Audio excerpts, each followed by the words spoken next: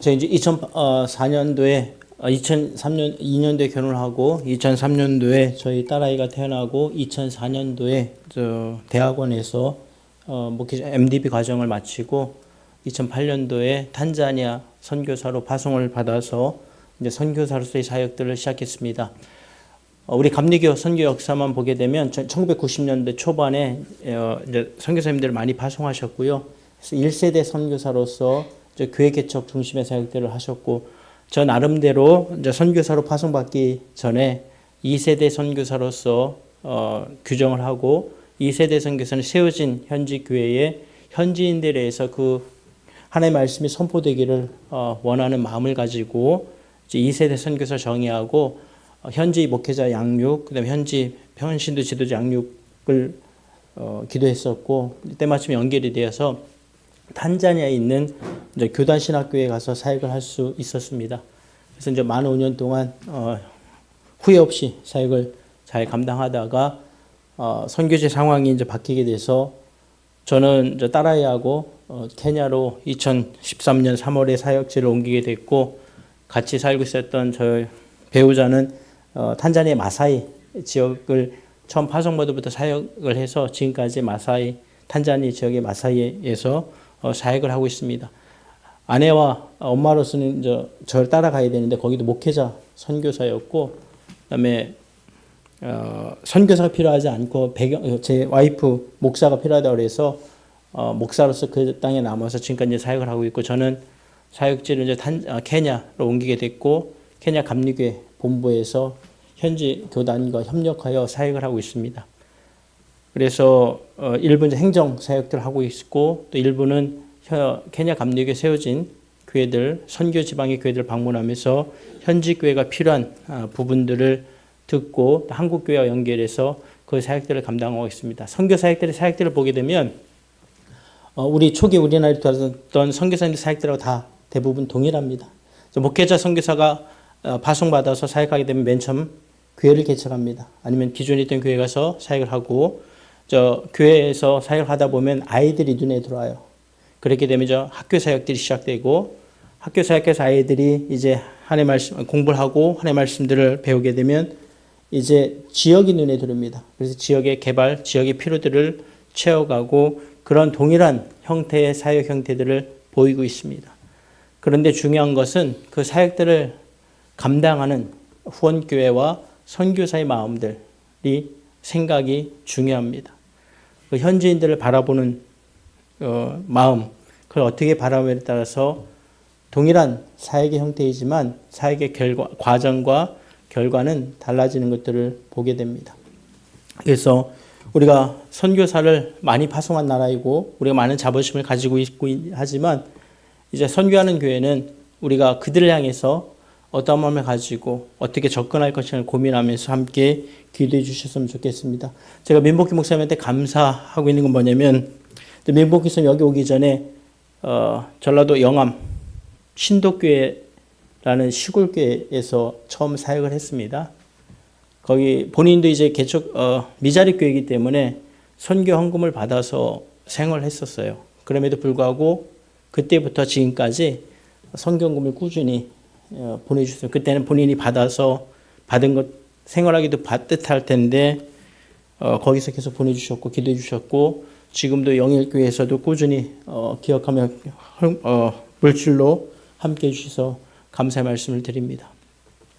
요즘은 좋은 목사 만나는 거 굉장히 중요합니다. 또 목회자는 또 좋은 성도 만나야 되는데 서로에게 유익이 되고 서로에게 은혜가 되는 귀한 신앙의 공동체가 되길 소망합니다.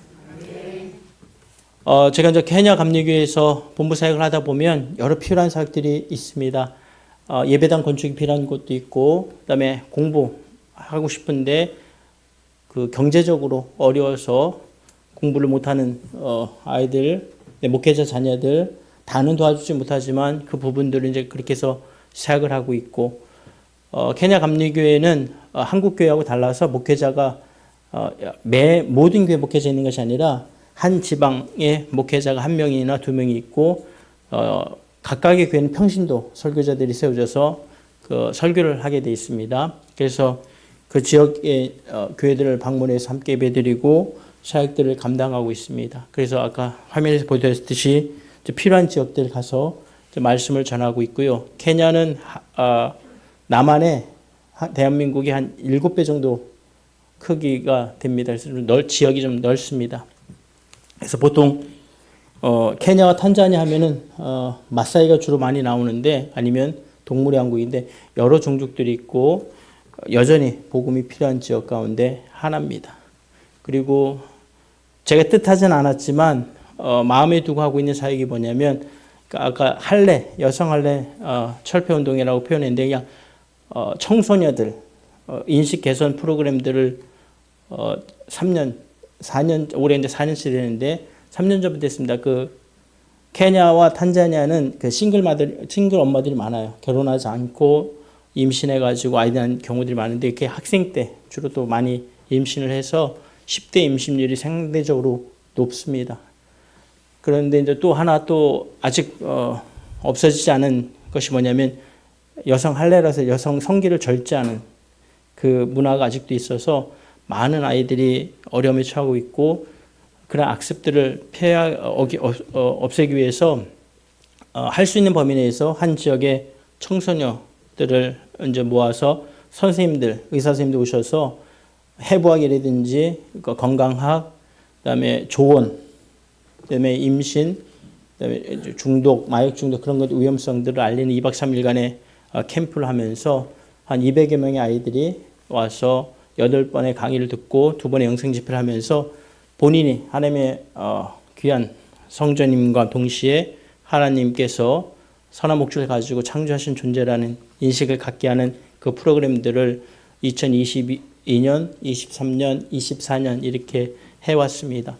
24년 행사를 마치면서 이제 후원이 더 이상 끊겨서 기도했었는데, 올해 다행히 올해까지는 할 수 있는 그 후원금이 마련돼서 감사드리고, 미약하지만 그 아이들이 2박 3일간의 교육을 통해서 새로운 자아가 인식을 하게 되고, 그것들이 본인이 이제 공동체에 들어가서 귀한 영향력들을 다시금 발휘하는 것들을 보게 됩니다. 제가 아프리카의 꿈을 가지고 학부에서 언어를 공부하고 선교사로 파송받기 전에 가지고 있었던 기도 제목 가운데 하나가 뭐냐면, 아프리카 사람들을 바라볼 때 동일한 하나님의 형상으로 바라보기를 기도했습니다. 우리가 이제 기도할 때에 아프리카 사람들 하면 뭐가 떠오르십니까? 배고픔, 가난, 검은색, 불쌍한 그런 것들이 떠오르는데, 실은 동일하게 하나님의 형상으로 만들어진 창조된 사람들입니다. 그래서 그들의 영혼은 검지 않습니다.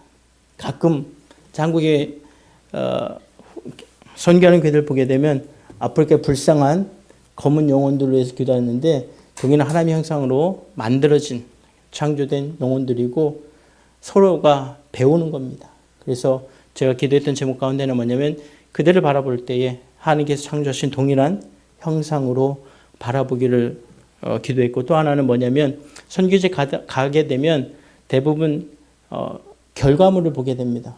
그 과정을 보지 아니하고 이루어진 것.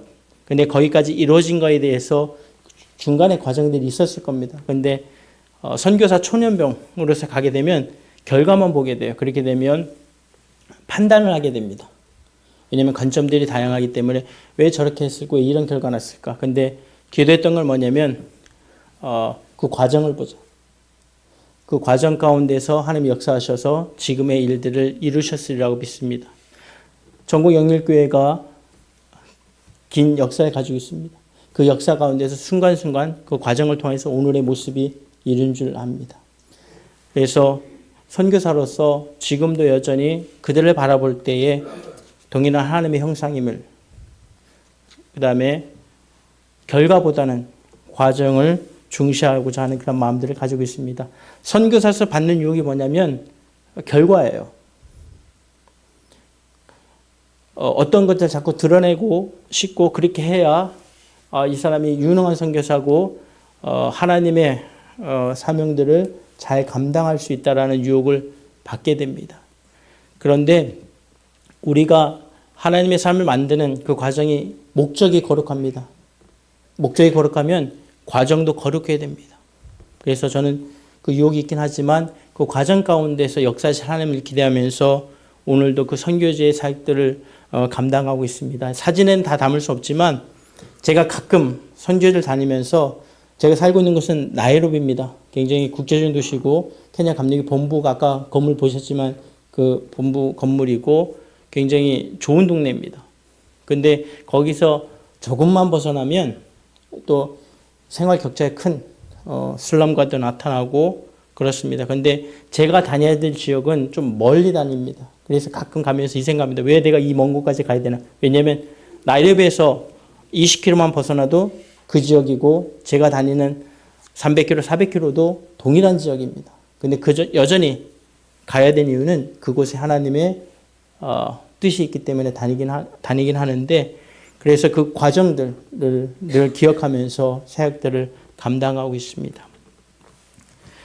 그래서 여러분 선교지가 좀 감동도 때로는 있고 어려움도 있고 아픔도 있습니다. 그래서 선교사들에게 와서 선교 보고 하면 뭔가 감동적인 것들을 많이 요청하시긴 한데 실은 우리 사람 사는 곳하고 동일합니다. 그러나 그곳에서 역사하시는 하나님을 보게 됩니다.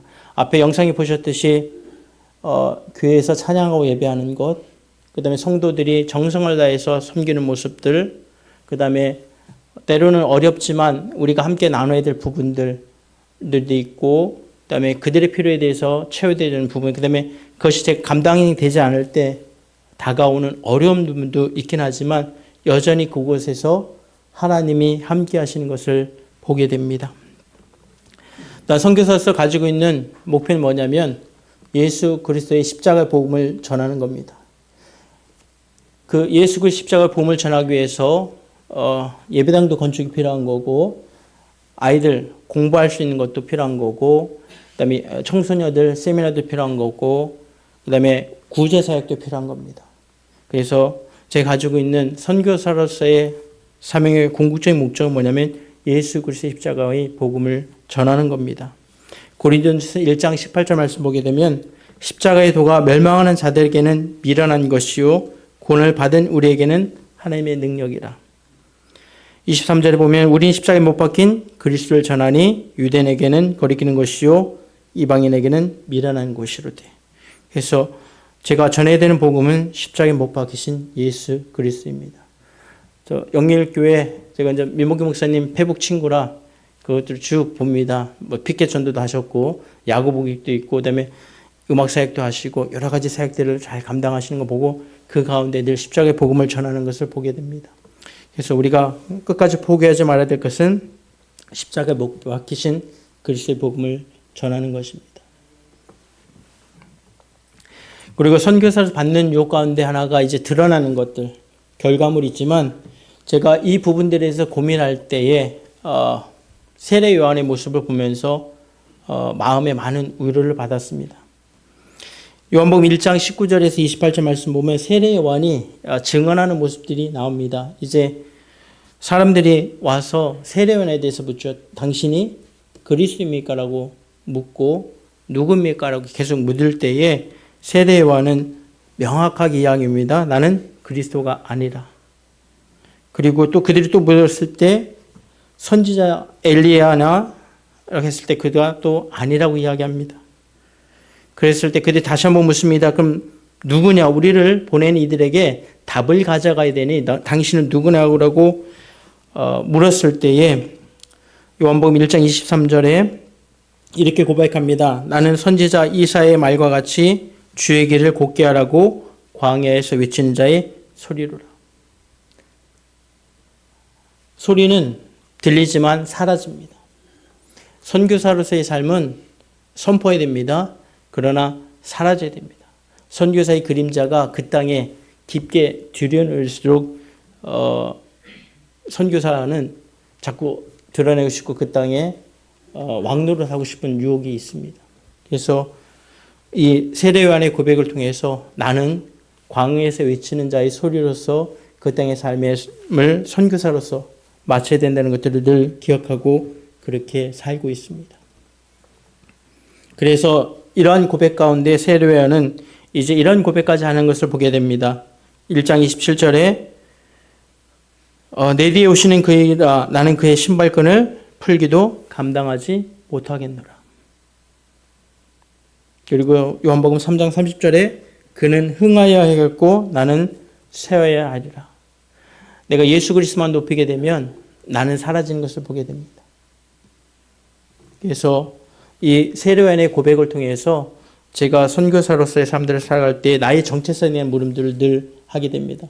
실은 외국인이기 때문에, 목사이기 때문에, 그리고 가진 것이 있기 때문에 선교 현지에 가서 하나님의 말씀을 전하고 할 때 그들은 참 저를 많이 반겨해요. 근데 거기에 취하게 되면 어느 날 제가 예수님보다 더 높은 자리에 있는 것을 보게 됩니다.